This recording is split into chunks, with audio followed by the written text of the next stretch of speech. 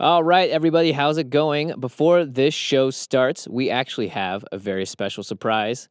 Well, you've come to expect it. We have an Aether Revolt preview card. Woohoo! Woohoo! Very exciting. Yes. It's a pretty sweet one. I mean, we've had some great preview cards before, but this one in particular has me drooling a little bit. This may be our best preview card that's not a reprint. Yeah. I'm just gonna say that without actually checking our old preview cards. I'm pretty sure that's true. No, I think I would agree. The power level is super up there. If your name is Craig Blanchett, this card screams your name very loudly. Not because of Infect. Don't worry, everybody. Yeah, exactly. It's actually called Infect Aether Revolt, the only card for some reason. Anyway, let's just go ahead and read the card. The card is called RISHKAR'S Expertise. Da-da-da-da. For 4 green, it's a sorcery. It says draw cards equal to the greatest power among creatures you control. And then you may cast a card with converted mana cost 5 or less from your hand without paying its mana cost. Whoa. Wow. When I first looked at the card, because, it's like 6 mana, and then you read the first part and you're like, okay, draw cards equal to, we've seen this before, blah, blah, blah. Yeah. 6 mana, maybe draw 4 or 5 cards. I was like, this sucks. And then you read that last part and you're like, wait, whoa is right. And actually, you guys may notice that this shares a very similar name to another card that's been spoiled called Yahenni's Expertise. And Wizards was nice enough to let us know that this is actually a 2-layered cycle, as each of these cards are an expertise to a legendary card. And RISHKAR is an elf druid, presumably a legendary creature, and is going to be one of the Aether Revolt Renegades, which is really exciting. So we have 2, we know now also from this preview that there's going to be 2 legendary creatures called Yahenni and RISHKAR, and they both have an expertise. Yeah, and we also know that there's probably going to be ones in other colors. And hopefully, I mean, that would be awesome. I mean, Yahenni's does a very similar thing, right? Where it does like a little board wipe. It does -3 to everything. And then you cast a card with 3 or less CMC for free, basically. So is there going to be a red, white, and blue one that do different other CMCs and have other effects? I mean, this mechanic where you cast something for free is very, very powerful depending on what that number is, what the cost of the spell itself is. There's ways to abuse it.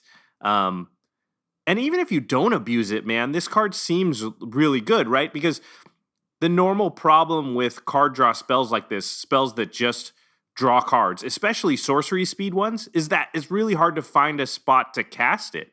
Because you're looking at your board and you're like, well, if I just do nothing this turn and draw 5 cards, I can be so far behind tempo-wise in the game, because I spent not like an early turn, I spent an important turn like turn 6 or turn 7 or turn 8 just drawing cards, and then somebody else plays Ulamog or Insurrection or Tooth and Nail or does something real, and I didn't affect the board at all, and I can be really far behind after doing that. And this card solves a lot of those problems, because you could draw 5-6 cards and then drop a 5-drop. Yeah. And you basically paid 1 mana for 5 or 6. Like, it can very often be better than Ancestral Recall. Yeah, and like green is the color of all of them to put a creature down with more power and toughness than, sort of like it's better than like you'll get like a 3 mana 5/5 or a 4 mana 8/8, like something crazy in green, and being able to cast this and then draw a ton of cards and then choose from those cards one of them that you want to put onto the battlefield too as well. And it's not just a creature.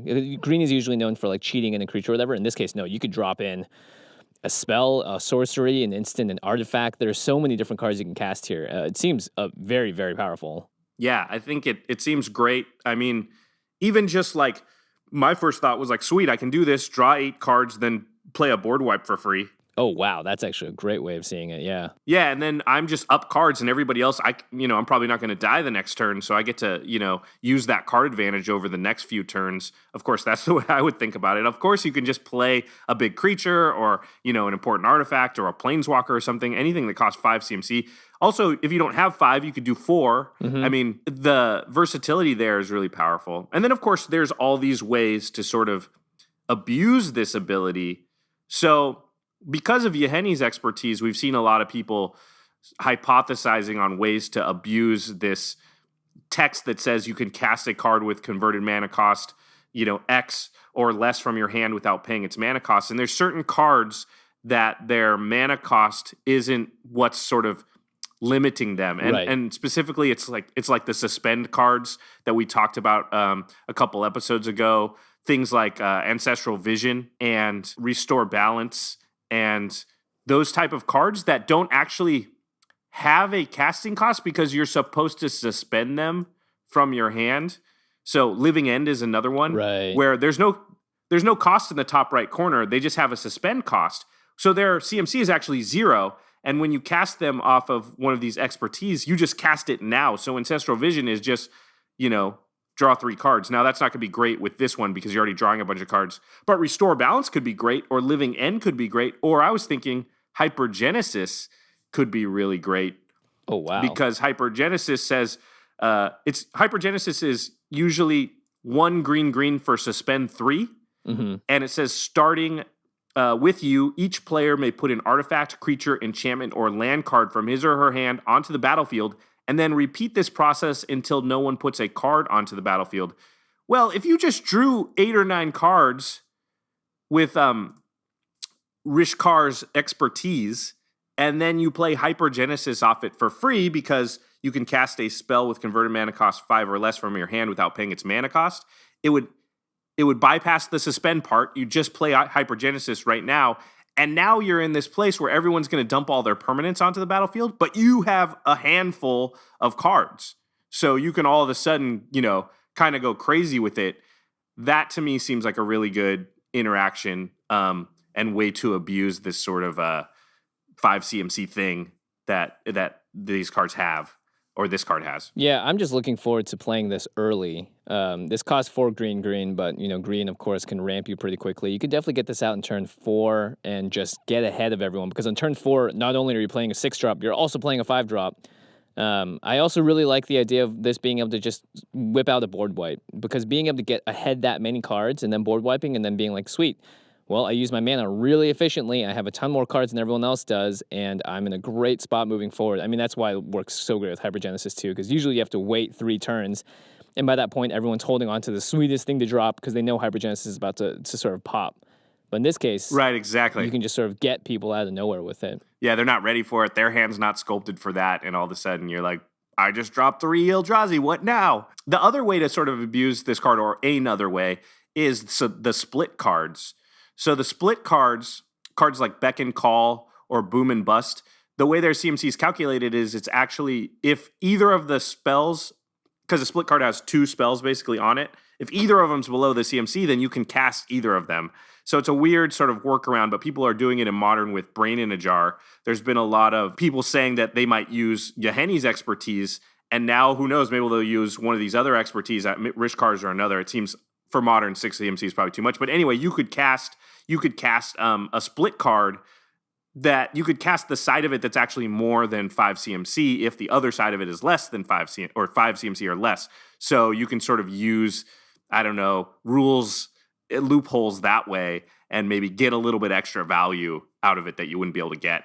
This should be called Josh's expertise. You're all over abusing these effects. This is great. I mean, you don't want to necessarily build your entire deck around it, but having a few ways in there, because a lot of these cards are just good on their own. Hypergenesis is just a good card on its own. And so if you just happen to get these 2 cards at the same time, then you can really abuse it, but you don't have to build your entire deck to abuse it. I'm really excited for this card. I think it's going to be really good. Yeah, and you're right. It just slots into a lot of decks. It's not like one of those commander cards that we see that are very specific to the deck it needs to be in, like Assault Formation or something. This can go into pretty much any deck that plays creatures. Yep, exactly. And green is the color most likely to be playing a big creature.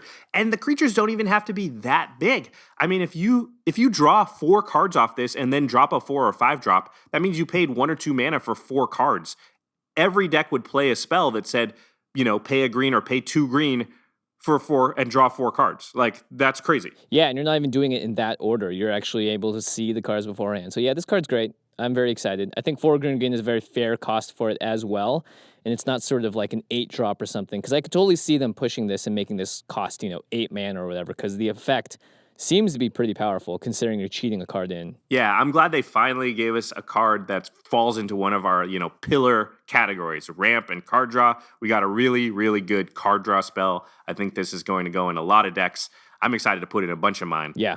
And of course, if you guys want to know about RISHKAR, him or herself. The card is actually being previewed today on the Top Level podcast. So you get to get both parts of Rishkar and the expertise. We'll include a link below so you guys can check that out as well. But yeah, I'm excited. I'm also excited to see how Yahenni, Rishkar, and if the cycle continues with the other colors, how they pair up with their expertises and whether or not they're actually auto-includes in the same deck. Who knows? Yeah, and the more expertises you have, if they have this same cast a certain CMC spell for free, the more likely you are to put in those other cards like split cards or those suspend cards to abuse that effect because you'll have, redundancy for that synergy. So really excited to see what else is coming down the pipe for Aether Revolt. You could potentially have an expertise 5-color deck where you cast RISHKAR'S expertise and then cascade that kind of into Yahenni's expertise and then use that into the next one and then the next one. Oh my gosh. That's really interesting. Yeah, because if you cast RISHKAR'S expertise and then off of that you cast Yahenni's expertise, then off of that you can cast, I don't know, Hypergenesis. Yeah, really interesting. I didn't even think about that. This is like a crazy cascade, although they're coming out of your hand, but still. I like how you're thinking. Hey, man, who knows? The combos are here. Anyway, great preview card for Aether Revolt. We're very excited for the set. With that, make sure you guys comment or tweet at us if you guys have any of your own combos with you sort of cast something with a CMC 5 or less. It's a little bit higher than Yahenni's expertise, so I'm excited to see what people are going to be doing with this card. Anyway, send us a tweet or whatever. And with that, it's time to get right back into the episode.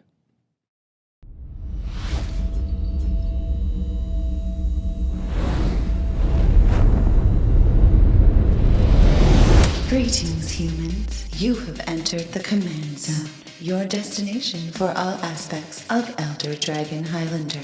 Enjoy your stay. Hey now, you're a rock star. Get the game on. Go play. We already sang Hey this now. one. We You're did? a rock star. Get the show on. We made a joke about this last time. Lay down to rest or something. Well, I'm saying it because today we're talking about Vial, Smash Mouth, and Thrasios. Oh, Vial Smash Mouth. Yeah. All that glitters is gold. Only shooting stars get the vial. Didn't rhyme. Vial Smasher and Thrasios. How's it going, everybody? You're listening to the Command Zone. My name is Jimmy Wong. How's it? It's Josh Lee Kwai. We didn't actually do that in the last episode, did we? Did we not? No, I think we just went straight into New Year's resolutions. Oh, crap. Uh-oh.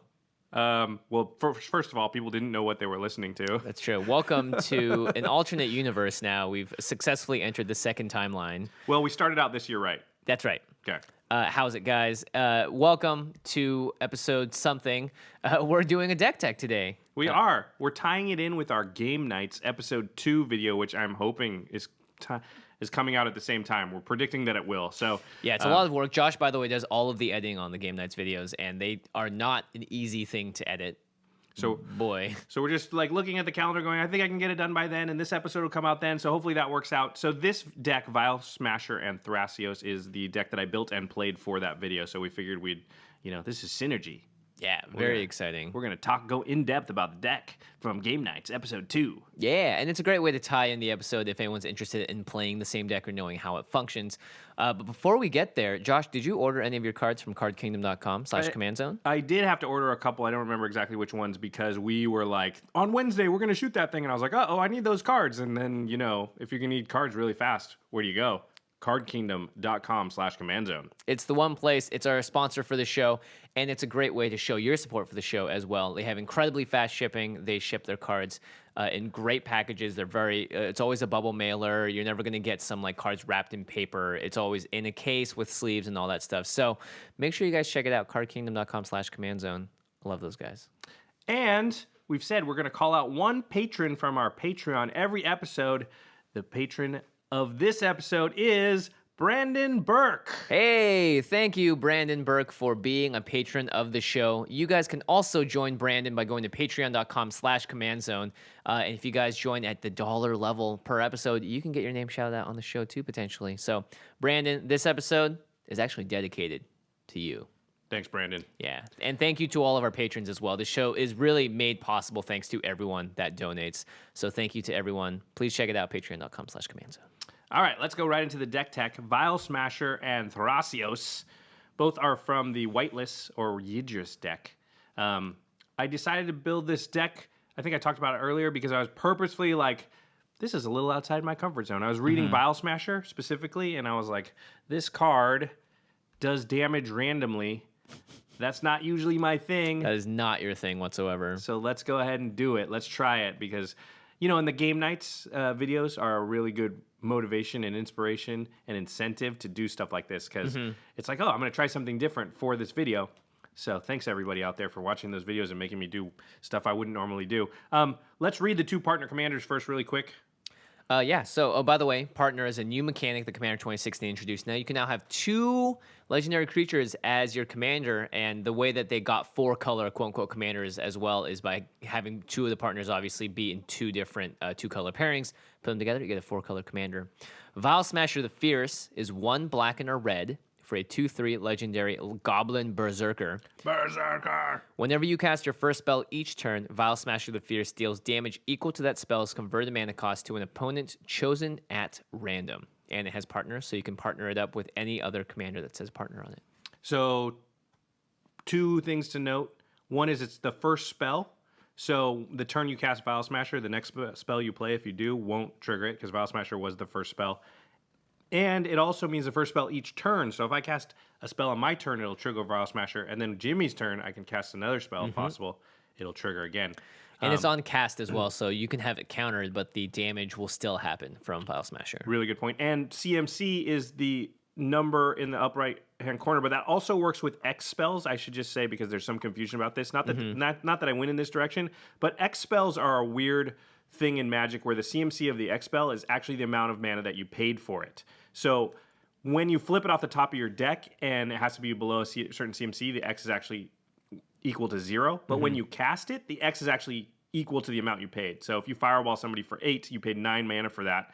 Vial Smasher will randomly hit somebody for 9. Kaboom. Just a good rules interaction to know. Okay, the other partner commander is Thrasios, Triton Hero.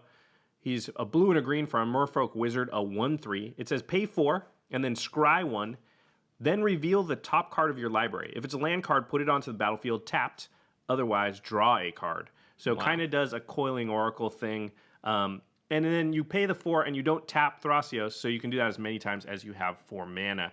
Very powerful. One of the things I've learned with this deck is that the scry one actually takes a while, and so I tend to just skip the scry. Yeah? Just to speed things up. Sometimes if it's really important, but otherwise I'm just like, whatever, boom. Because otherwise, if you're doing it 3 or 4 times, it just takes a long time. I know if you're going to, and you probably might have seen me do that on the Game Nights video, just because we just want our games to go fast, and I tend to I don't know, I don't want to have to think about it too much. I'll just draw a card or put a land into play if that's what I get. It's great though, blue and green here. You can draw a card or ramp. So it's very fitting for a blue-green commander. And of course, I like the partner commanders because if you're ever like, man, I need blue-green in my deck because I want card draw and ramp, you can just throw a partnered commander with blue and green. And I pretty much always say, man, I want blue-green in my deck. Yeah. So, yeah, I chose these 2 because I wanted Vial Smasher. And then so I was looking for a commander I thought paired well with it, a partner commander. And a lot of people have done this with Kydel, but I already have a Kydel deck. So I chose Thrasios because my idea for the deck was that I was going to play a lot of ramp and then play huge spells because Vial Smasher wants you to play really large spells because the bigger CMC cost of the spell, the more damage that he randomly deals to somebody. And so the issue you run into in a ramp deck is that sometimes you have a lot of ramp, but you don't draw the big spells, and you're just sitting there with a ton of mana but nothing to cast. Well, Thrasios solves that problem because all your extra mana you can dump into his ability and draw more cards or, put out more lands. And so that kind of, I felt, would alleviate maybe one of the issues the deck might have. Kydel actually taps for more mana, which could leave you in the same situation where, you've got just too much mana total. So let's talk about the stats. Man, we're getting good at that segment. Yeah. Okay, so the stats are going to look a little different on this one, which I thought was fun. Yeah, so for mana ramp, we have a total of 19 cards that ramp you for mana. Heck yeah. Did you count? Ramp like crazy. Like crazy. There is a card draw, but there's only 4 card draw spells. What? We're talking about pushing outside of our comfort zone. Yeah, hardcore. Yeah. Single target removal. We have 6 instances of that, which is a little bit on the higher side. And then we have 4 board wipes. So the number is, I think the board wipes and single target removal are about correct, but the card draw and mana ramp are so crazy. Why are there only 4 card draw spells? Well, because our commander is a card draw spell. And a ramper. And so what happens is that if you know that you can have this card, and it's only 2 CMC of Thrasios that you're always going to have access to, then I don't need as much redundancy for card draw in my deck, because the reason you put in a bunch of redundancy for card draw is to make sure you get some. Well, I know I'm going to get some because it's Thrasios, and I can always grab him out of my command zone and play him. And the ramp actually works with my card draw so well because extra mana can just be turned into cards. Yeah. So I decided that I would take all that stuff that would normally be card draw, right? We'd normally have about 10 of each. Well, now I've got 19 of one of 4 of the other, so I'm sort of the same amount total of card draw and ramp. I just pushed it way towards ramp. And because Vial Smasher wants to cast huge things, I need a lot of mana to do that. So voila, that was my idea anyway. Yeah. It makes sense too. Like, you don't want to draw 5, 10 drops in your hand. You'd rather have 4 mana rocks, 1 10 drop, and be able to cast that 10 drop. So a lot of ramp in this deck, and I used most of the green put lands into play ramp because, you know, Sky Shroud Claim, Rampant Growth, Far Seek. I even put Birds of Paradise. Deathrite Shaman is super good in this deck. Just anything that would allow me to get Vial Smasher out a turn early as possible, and just have a lot of mana for Thrasios to start drawing cards once I have enough ramp. Yeah, you don't even want to necessarily put Thrasios out in turn 2 because you can't use his ability for a while. It's a So it's better to ramp on turn 2, actually, Yeah. to give yourself more. Then you're going to play Vial Smasher on turn 3, and then on turn 4, if you have 6 or so mana available, all of a sudden you're already hitting somebody for 6 with a big, and then you're playing a 6 CMC spell, which is going to have a big board impact. So Yeah. something to keep in mind, we're going to go into the categories of the deck, but I just wanted to mention, because we're not going to go into it in depth, is, like I said earlier, you do want to sort of be able to play spells on everybody's turn, because playing 2 spells on your own turn with Vial Smasher is not very good, because Vial Smasher won't trigger on the second spell. So I'd much rather play a spell on my turn than a spell on Craig's turn than a spell on Jimmy's turn. Do as much damage as possible. Yeah, so Vidalcan Orrery, Leyline of Anticipation. You also want instants in the deck if possible. So just something to keep in mind. Okay, so let's break down some of the categories in the deck. This first one is already my favorite. CMC is higher than you paid. So essentially the idea of quote unquote cheating out of a cost. So you have a lot of cards here that have a very high CMC. However, you don't actually pay that much mana to cast them. Right, so Vial Smasher is going to trigger and do 8 damage to somebody, but I didn't pay 8 mana. In fact, you could have paid 2 for this. Yeah, the first spell is just a spell that I just want to play anytime that I have any excuse to play it. Dig Through Time. Spell is so good it had to be banned in formats. 6 blue, and it says instant delve. So each card you exile from your graveyard while casting the spell pays for 1 colorless, or 1 generic mana. So if you exile 6 cards from your graveyard, this just costs blue in the blue.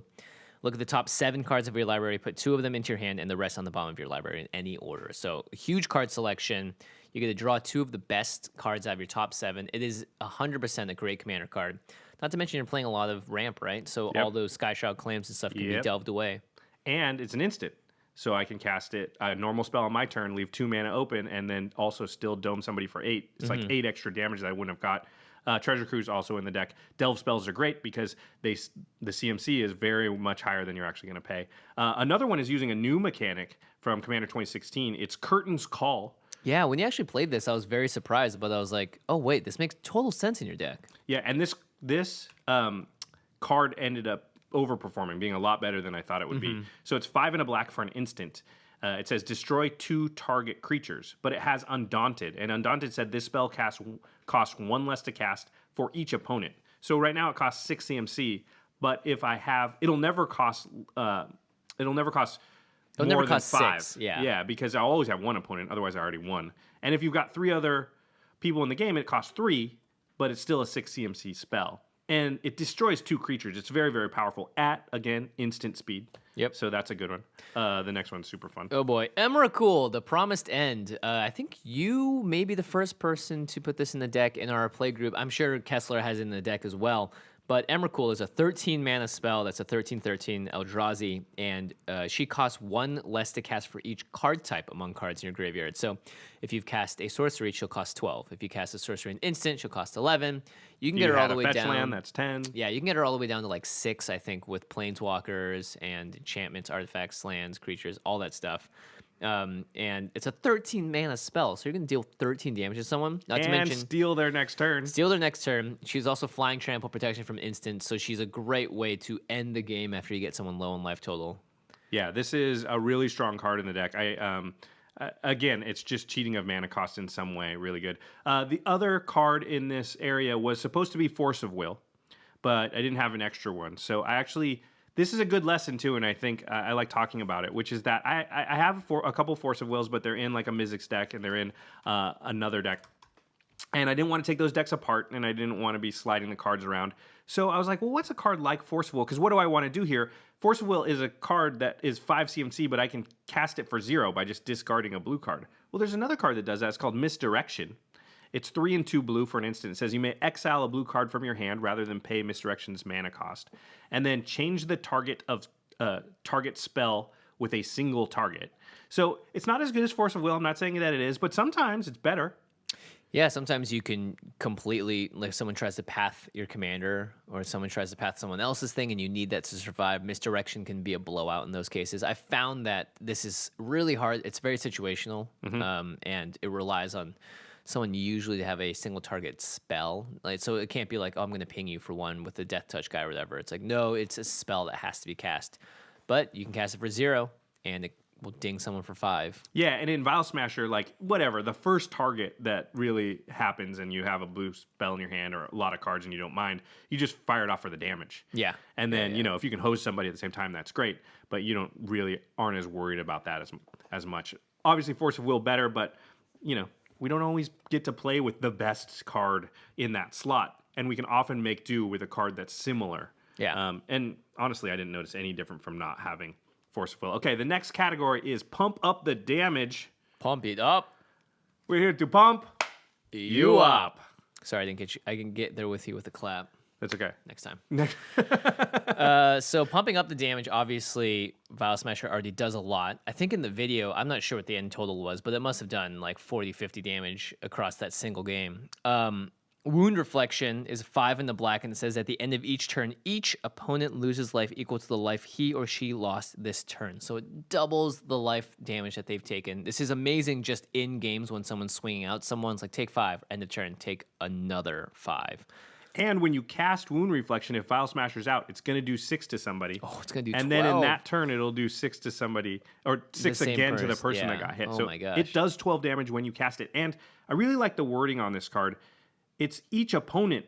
It's not you. So you're going to notice in my list, I don't actually play all the damage doublers like, what's the red one? Dictate of the Twin Gods. Dictate of the Twin Gods, Those Furnace of Wrath, I think, is another one.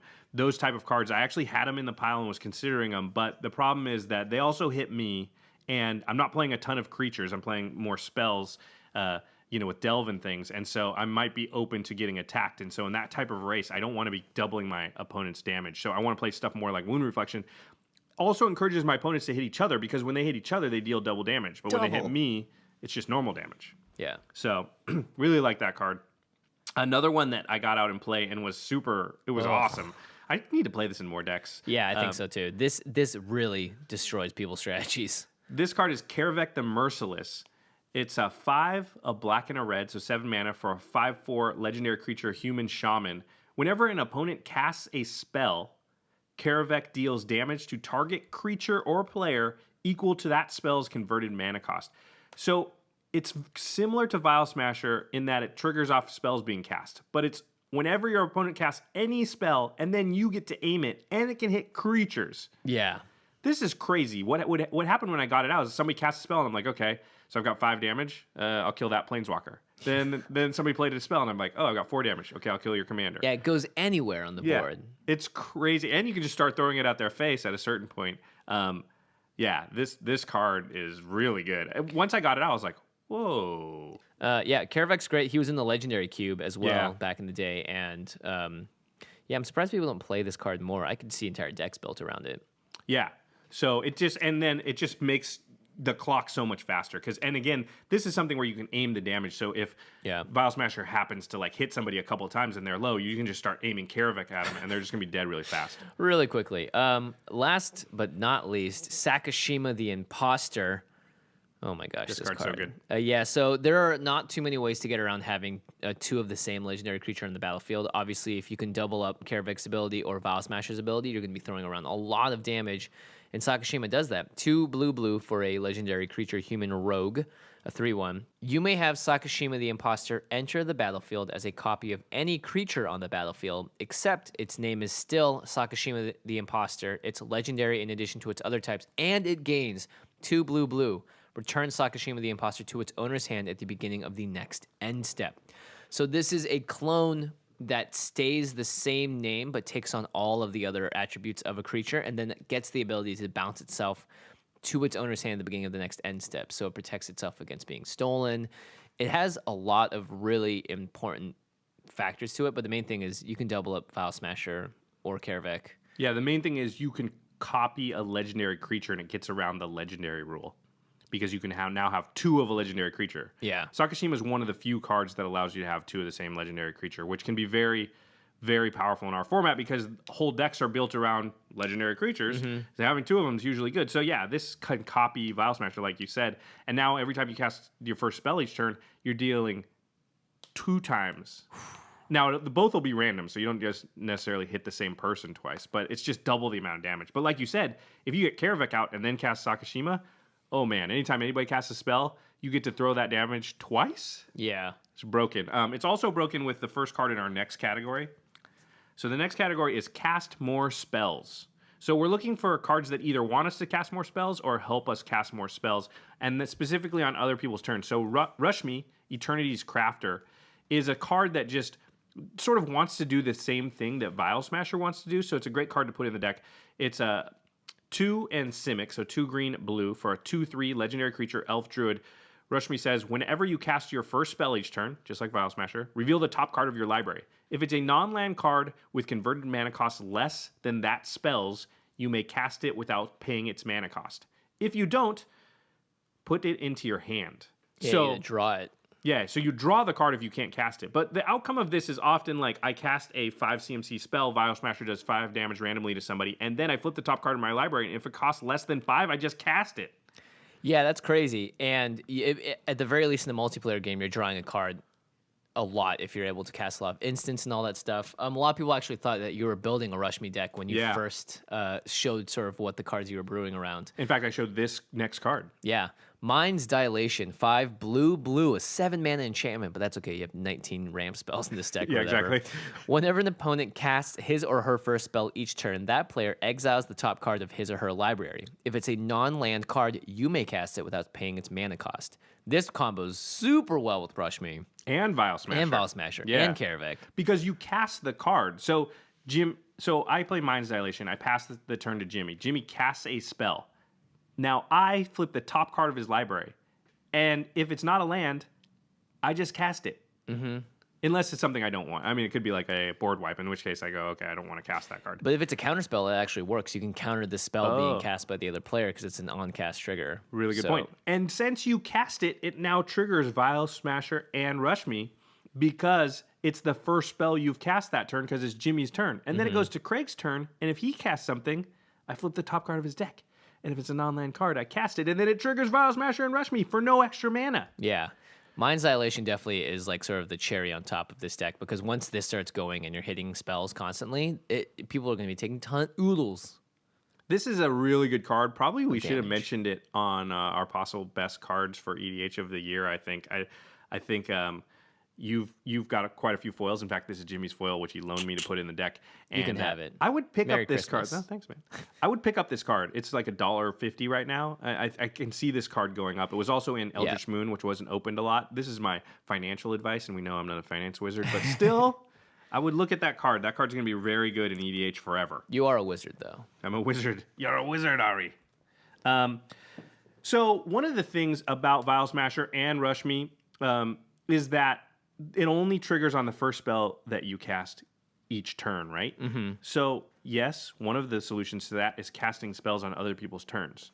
There's another solution to that, and it's take more turns. Oh. We don't talk about extra turn effects too much on the show, but And they're not normally my thing. I don't run a lot of extra turn effects. But the Right. thing is, the problem with an extra turn effect very often is that it costs so much mana that you don't actually get much for it. So if you play an effect that costs 5 mana to take an extra turn, unless you have enough mana to play something else that turn, you don't get much advantage. You get to draw like one card. Like let's say you have 7 mana, you play a 5 mana take an extra turn spell, but you don't use the extra 2 mana. Sort of like gave you an extra combat step if you can even use it, and then an extra draw step. Now, if you have a lot of mana, it does give you advantage because if you got 15 mana, you play the 5 mana, get an extra turn, and now I spend 10 mana, and all of a sudden I am actually taking advantage of it. But Vial Smasher actually does even more because it does damage. Yeah. So even if I just string together a few extra turn spells, it could be like hit somebody for 5, hit somebody for 6, hit somebody for 9, and I'm not doing anything else, but the damage is happening. So Yeah, you always get some benefit from taking a lot of extra turns. And I noticed you didn't really keep any just single extra turns in here. You're going big or going home, right? yeah, I think I've got 2 like single extra turns. I didn't go crazy. I think I put 4 or 5 in the deck. I didn't go do all of them. But you could So more than your card draw spells is what you're telling me. well, they draw you a card if you That's take an true. extra Oh my turn. gosh, his card draw. Oh, it's a cantrip. Very slow. This next card we're going to talk about is another one I would look at picking up. This card it's way too powerful, actually. I think, let's read it. This card's crazy. Expropriate. It's from Conspiracy. Take the Crown, the second Conspiracy set. 7 blue for a 9 mana sorcery. You're like, 9 mana? Well, guess what? It's insurrection level powerful. It's crazy. Council's Dilemma. Starting with you, each player votes for time or money. For each time vote, take an extra turn after this one. For each money vote, cha-ching, choose a permanent owned by the voter and gain control of it, and then you exile Expropriate. So you can't cast this again. However, let's say it's a 4-player game. We got Craig and Maria, and I cast Expropriate. I go, time. I want an extra turn. You're always going to get one extra turn because you're not going to vote. You can't vote to take one of your own permanents. You already control those. And then, then they get a choice. Do I want to give you an even more extra turn, or do you get to just choose one of my permanents? Yeah. Any And permanent. it turns out, if this doesn't spoil the Game Nights video, if you haven't seen it already, everyone gave Josh an extra turn And you know what? with Vial Smasher on the board. I'd and say everyone's like most at 10 of life. most of the time when somebody casts Expropriate, you're just thinking there's no good option. Yeah, there is no good option. Like I lose if I give him one of my best permanent, and I lose if I give him the extra turn. This card's He's going to get broken. 2 extra turns if I give him an extra turn because he's definitely going to vote for 1. Think of like blatant thievery, except for you get an extra turn after it. Like that's crazy. But then if blatant thievery could also be sometimes you just get 3 extra turns, that's it. That's also incredibly broken for 9 mana. Yeah. You can do so much in those 3. I mean, that's why Prophet of Krufix was banned, because it felt like you got to have 3 extra turns every time I went around the table cycle. So Yeah. Expropriate is an absurd card. You took 4 extra turns off it. Well, I got 3 from that, and then I cast this next card, which is Time Stretch. You just chain them into each other. It's like, Well, I oh. drew it off of one of my extra turns. So Time Stretch is 8 and 2 blue, 10 mana total. And for a sorcery, it says target player takes 2 extra turns after this one. So, and again, normally 10 mana is a lot, but this deck is ramping so much, and it wants to cast huge spells. So you just dome somebody for 10 when you cast this card, and then you're going to take 2 more turns. Why didn't you cast it on me? I could have taken 2 extra turns. It does say target player. Yeah, man. It does say target player. Okay, so then the next category is called cool stuff, and these are just some cards that don't fit in with that main strategy. So that's the main strategy, what we just laid out. You cast stuff that CMC is more than what you paid. You make Vial Smasher deal more damage, and then you find a way to cast more spells, which is extra turns and things like that. But this is, I like to have some cards in here, and partners is really interesting, I found when building these 2 partner decks, which is like, you have a main plan and a main commander, but you also don't want to forget that you have that second commander, and you can have a few things that work with it. And this first card is so good with Thrasios. I think if you have a deck with Thrasios, 100% this card goes in there. Yeah, and I've always wanted to find a place for this card. It's great. Training Grounds. It's just 1 blue mana for an enchantment. It says activate abilities of creatures you control cost up to 2 mana less to activate, and this effect can't reduce the amount of mana and ability cost to activate to less than 1 mana. So Thrasios now just says pay 2 mana, scry 1, and if it's a card you put on the land you put on the battlefield, tap it, otherwise you draw it. 2 mana for that ability. That's an insane ability with the scry 1, 2 mana. Oh, that And you can do it twice now because you had 4 mana originally to do it once. And you can cast Training Grounds because it's 1 mana. You can just find a spot to fit it in at any time, like turn 1 or, oftentimes turn 3 you've got 4 mana available because you ramped on turn 2 and you cast Vial Smasher, then fit Training Grounds in. And then if you cast Thrasios the next turn, sometimes you can just activate twice right away. You ramp even more, draw even more. Training Grounds, very, very good in the deck. This next one is a card I've wanted to try out for a long time, and I put it in this deck. I haven't actually got to play it yet. Yeah, I've never seen this played before. It's really interesting. Yeah, I really want to try this card, and I think it's probably really good and can be played in a lot of decks. So it's called Chamber of Manipulation. It's 2 blue for an enchant land. It says enchanted land has tap, discard a card, gain control of target creature until end of turn. So it sort of turns all cards in your hand into threaten effects. Yeah, instant speed. Yeah, it's instant speed, which is important to note, but it does not untap the creature. Right. So that makes it a little bit worse. However, decks like this and a lot of decks often have trouble. This is like a repeatable single target removal spell, right? Just temporarily. So what I was worried about with this deck and many decks is just like, what if they attack me with, a Voltron-y type creature or one big creature? I'm just not very well equipped to handle with that kind of thing. And Chamber of Manipulation, once you get it out on one of your lands, you just have to leave that one land untapped. And now anytime that anything bad's going to happen, the worst case scenario is, they attack you with something and you just have to discard one of your cards to prevent that. You can just take that creature. Right. Or you can, because the question's off, is like, who has flyers? Or I'm going to swing at you without a flyer. Like, I'll just take someone else's flyer and chump block with it. Yep. So it is a removal spell at that point. Yeah, that's really good point. In good scenarios, you take somebody else's blocker and block with it. You can be mean and be like, I guess I'll make this random too, and roll the dice. Yep. See which one I take. So I think this card's very good. I haven't had a chance to play it much, but I just wanted to point it out to people as something that they might try, and it's not super expensive. So, yeah, I also want to put this in my Marchesa deck too. This is very good in Marchesa because you steal it, swing with it. Again, sack it. Yeah. It doesn't say target creature gains haste or anything like that, so it's missing some of those untap, those type of things. So, but you can still use it. You can still find places. You're not discarding anger to this? Yeah, exactly. Because I am. That's what I'm saying.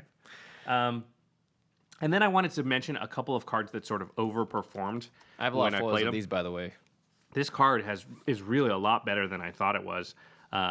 It's Volcanic Vision. You can go ahead and read it. It's a guy staring down the giant. Well, it's a vision. Is he creating it, or he's having a vision? He's having a vision of it. Giant fireballs. Yeah. Okay. 5 red for a 7 mana cost sorcery. All of our cards we've talked about today are like 8 mana There's plus. 19 ramp spells. There's 19. You're gonna be able to cast it. You're not gonna worry about mana. This came out in Dragons of Tarkir originally. I believe it's Sarkin looking. I don't know. Anyway, it's a sorcery, and it says return target instant or sorcery card from your graveyard to your hand. How about Time Stretch? Yep. Volcanic Vision deals damage equal to that card's converted mana cost to each creature your opponents control. Exile Volcanic Vision. So for 7 mana, you're essentially getting a Blasphemous Act-esque effect. Except it doesn't hit your creatures. Doesn't hit your creatures, and it can buy back some of your most powerful spells. Oh, like man. Treasure Cruise. Oh, man. Dig through Time Treasure, but Time Stretch? Yeah, Time Stretch is it deals 10 damage to everybody's creatures, and you have Time Stretch back in your hand now. And you deal 7 damage to someone randomly because of Vial Smasher. I want to do that. I didn't quite go off to that level, but I think I did Curtain's Call with it in both games. You cast Curtain's Call like 6 times in one game, I swear to God. Yeah, it was like, kill 2 creatures. Okay, now deal 6 to everybody's creatures. Now kill 2 more creatures. Yeah, it was nutty. The next overperformer is, and I think when we looked at a lot of the early Eldrazi, we had our eyes on Nulamog, who was very, very good. We talked about Sire of Stagnation, which I think turned out to be not great. And we did not spend as much time on Void Winnower maybe as we should. Turns out this card is incredibly good. Every time it's been cast in the game, everyone looks at their hand and they're like, oh, crap. Oh, crap. Yeah. No board wipe. Half my hand, I can't use it.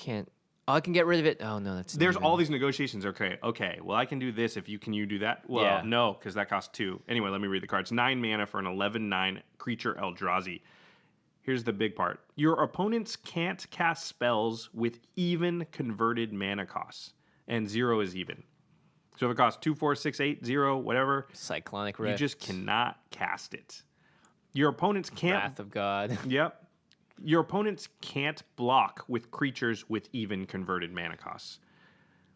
That doesn't come into play as much, yeah. but here's the thing. It affects everyone. So it's not when you're attacking. It's anyone attacks anyone else, they can't block with But this. only opponents. You're fine. Only opponents, yeah. This card is absurd. I played this in my mono red deck, and when I played it, it has the effect of Glen Elender almost. Everyone just goes and like, well, I'm just not going to play anything. Yeah, it can soft lock the table in a lot of instances. A lot of Wraths fall into 4 CMC. Quite a bit of removal, not all of it. Obviously, like Path and Sword still work. Right. But if you could just say like, hey, I can randomly just turn off half of all the stuff my opponents can do. Is that good? Yeah, it's really good. They're Really good. Yeah, that's like the same as making them discard like half their hand. I mean, a lot of times their commander is affected by this, Yep. and that's huge. Like Marchesa, I can't cast her anymore. There was definitely games where I think I wasn't playing it, but Craig got it out, and there was this Consecrated Sphinx Shieldred, and we had to kill the Void Winnower because that was First. actually doing more harm than Yeah. Consecrated Sphinx or Shieldred. That's how powerful the card is. So just wanted to call it out because it's really good. And it does 9 damage when you get casted with Vial Smasher. This deck, it was really fun. I had a lot of fun with it. It was really cool to sort of randomly deal damage. As a result, people are not so worried about, like, nobody was trying to kill Vial Smasher because it was like, it was just like a force of nature. It was like, well, I could kill it, but there's stuff that I know is going to maliciously be hitting me. That might just accidentally hit me. Yeah. It was almost like being on a plane for plane chase. It's like, this is just going to happen. You're going to take a lot of damage from it. Yeah, too bad. Yeah. And you might get lucky and your opponent takes a bunch of damage and you don't take any. Or you might get unlucky, get mana screwed, and take a ton of damage from this. Yeah. Which is what happened to me in the second game. I felt bad about that, I but I mean, couldn't control it. Like, I can't do anything. Yeah, it was hilarious though. I mean, it was just funny that like it's random. That's sort of the beauty of this deck, and it's outside your comfort zone because you could not politic your way out of it. But at the same time, I had no incentive to like attack you because I couldn't because I was mana screwed. I did want to talk about partners really quick because while building this deck and the Kaidel Bruce Tarl deck, which I think I built slightly incorrectly, I'll talk about that here. The partner thing is really interesting. And one thing I didn't think about or consider is how powerful it is to just have one extra card in your starting hand all the time. Oh, interesting. So you're drawing up to, if your commander counts as 1 extra card, you're drawing up to 9 cards essentially. Right. So you have one more card than everybody else that's not playing a partner. And you should really think about what role you want that card to fill. Especially, usually, I'd say almost always, one of your partners is going to be like the main plan. It's just hard for them to line up to the point where they're both the main plan. So there's always going to be one that, like, that's the one. This is Vial Smasher in this deck. It's Kaidel in the other deck. Right. So then you need to say, like, what kind of holes do I want the partner to fill? And it's not just abilities. It's actually curve consideration. So one of the things that made me move towards Thrasios, the ability is really good, but it's a 2-drop. So I know that I can always have a 2-drop. I play in a play group with a guy that plays a ton of Infect. How powerful is a partner commander that guarantees me to have a 2-drop every game? Yeah. It's very powerful because the Infect deck, the first person it hits, it kind of has to keep going after that person. So I need something out early that disincentivizes that first attack, and then I'm probably good. Mm-hmm. And so that's why I think I built Kaidel wrong with Bruce Tarl, because they both cost 4. But Akiri costs 2 and is the same colors as Bruce Tarl. And it would have been way smarter to have Akiri in the deck just to have an early blocker, an early play. And I think that's a really interesting way to think about partners. And a great blocker. Great blocker with Exactly. First Strike. Yeah, interesting. Wow, that's actually a really good point. Not even just Infect decks, but anyone that's getting off the ground early, having a single blocker early can sometimes save you from taking 10, 15, 20 damage over the course of a few turns. Because I know a lot of decks are dirtling around, and the more they do that, the more they leave themselves open to just slowly get chipped away, and that reduces their chances of winning by a lot. Even if the blocker is just going to be throwaway, too, I think that's a very... Like, if you could just have a card in most decks that's just like, this card will sit off to the side, and at any time you can play it, and it'll just block a creature. That'd be a great card to just have, because it costs you nothing. Yeah. So that's kind of what a lower CMC partner commander can fill in that slot. And again, like I said, it's like starting with 9 cards. Yeah, I really like the idea of thinking of your commander as the 8th card in your hand, the 9th card if you have partners.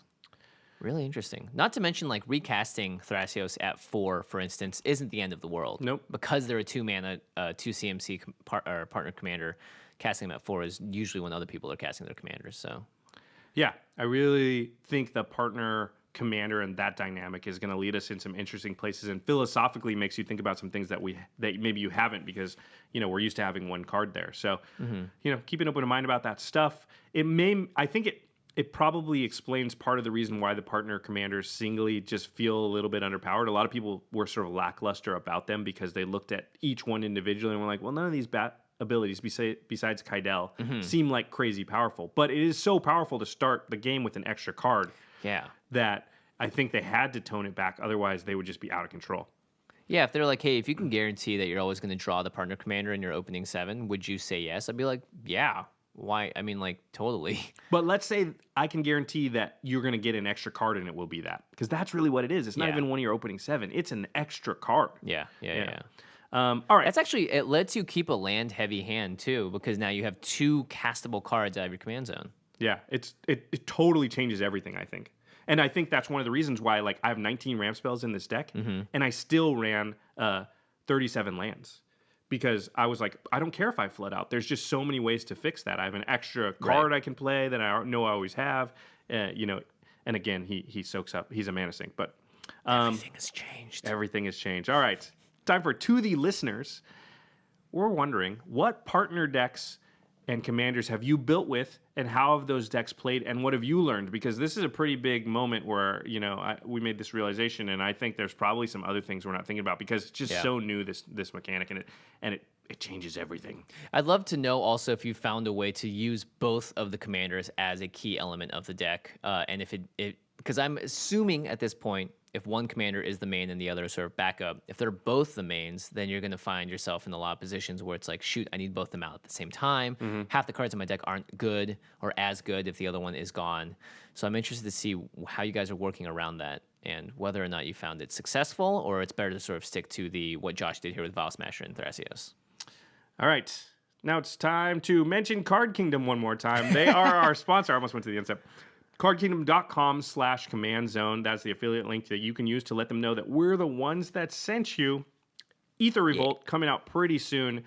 You should probably be pre-ordering your stuff. Card Kingdom will get your pre-orders to you super fast so that you're opening that product the weekend it comes out, and you're getting all the cool cards. At this point that we're recording, we don't know what all of them are, but our review is coming up. I'm sure you're going to want, it's safe to say you're going to want a lot of them. It's also another artifact-themed set. So if there is a card that you've been eyeing that you don't know, maybe it's slightly more expensive, or maybe it's not as expensive, it's in the past and it's an artifact or artifact-related, now would be a great time to sort of look at those, see if it's at the price point you agree with. Go to cardkingdom.com/commandzone and get it, because they may rise when the set comes out. There could be a certain preview card that sets it over the top. Either way, keep an eye out for those sort of things. That's what I think about when I buy cards and in advance of sets. Yeah, true. What else that already exists is it going to make go up in price, and can I grab that now before it goes up? Like Mind's Dilation we were talking about earlier. I'm not saying Aether Revolt will make that go up, but it's going to go up because it's awesome. And Expropriate. Go pick up those cards. They're not going down. Aether Revolt will also have an effect on cards from Kaladesh. Some of the underplayed cards, like a card like Multiform Wonder, for instance, could all of a sudden become a standard staple depending on what Aether Revolt has. But, it's all dependent.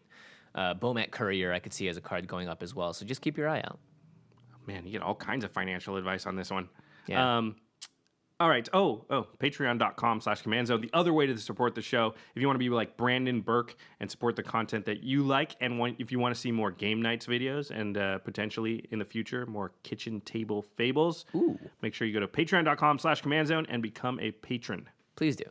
All right. Now it's time for the end step. I've tried to do this 3 times now. Yeah. Finally, where we talk about something cool outside the world of magic. I got one. I'm excited for the Nintendo Switch, though, just because as a gamer, I've always appreciated Nintendo the most out of all the gaming companies, because at heart, they are a company that cares about the idea and concept of video gaming outside of anything else. I think Microsoft and Xbox are much more focused on sort of like the FPS, sort of gritty realism, Gears of War look of their games. Sony has a lot more story-driven stuff and serious content. And Nintendo's always been a company that cares more about sort of the aesthetic nature of a game, what a game is, is it something that is just there's like that childlike delight that you have at a game. That's what Nintendo captures. I mean, look at Shigeru Miyamoto. When he smiles, he is a child at heart, and that is why Matt Arnold from Rocket Jump also loves Nintendo's, because they embrace that side of gaming, and that to me is really exciting, because That's why I love playing video games. Is for that like that moment of awe and oh wow, this is so beautiful, and not like, well, I just shot someone in the head 6 times. That was great. That can be fun too. It can be fun too. I mean, I play a bunch of FPS. I grew up playing FPS. I like both, but Nintendo is awesome. They have such a track record. So many of the great video games in the history of the planet are from Nintendo. Dude, I'm totally jealous. It's awesome. Somebody else you should tweet at is the Masters of Modern podcast. They are our sister podcasts. Alex Kessler and Ben Bateman talk about the modern format and all things competitive Magic. You can find them at the MMcast on Twitter. And right next to us, under collected.company, which is our new Magic hub. That's the URL, collected.company. I love it. It's so great because I've always like, .company. Why would you ever want that as the end of your website? I was like, oh, I want it. I want it and I need it. There's also a lot of work being done on collected.company right now. It looks pretty plain, but trust me, behind the scenes, we do have some stuff going on. It will look a lot better soon. Yeah, everything's leveling up thanks to the Patreon and all that other stuff. All right, our editor for the show is Terry Robertson. Woo. He does our video content for the show. You can go check it out, youtube.com/the Command Zone Podcast. This podcast, all of our deck techs, all of our videos, all of our gameplay videos, all of our live action videos. It's all there. youtube.com/Command Zone Podcast, the Command Zone Podcast. Make sure to subscribe to us on YouTube, too. Yeah. We always forget to say that, but hit that subscribe button. It really does help. And also alert you to when we put up a new show, because we don't have a thing that, I mean, podcast apps will update automatically and we'll tweet about it, but YouTube is another way to get alerted when an episode comes out. And, of course, special thanks to Geoffrey Palmer, who does really cool living card animations, and he does one for the beginning and end of our show that you can see if you guys go over right now, and you can follow him on Twitter at livingcardsmtg. All right, everybody. Thanks for listening. And we'll see you in the next... Well, we're in the new year, so see you... We saw you. Yeah. Welcome to the new year. We'll see you at GP Vegas. Yes, please. Peace. Bye.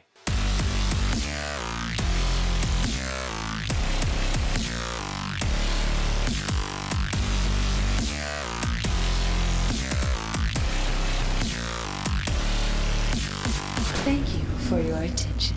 For further inquiries, send an email to commandcast@rocketjump.com or ask us on Twitter @JFWong and @JoshLeeQuai. See you later, alligator. Greetings, humans.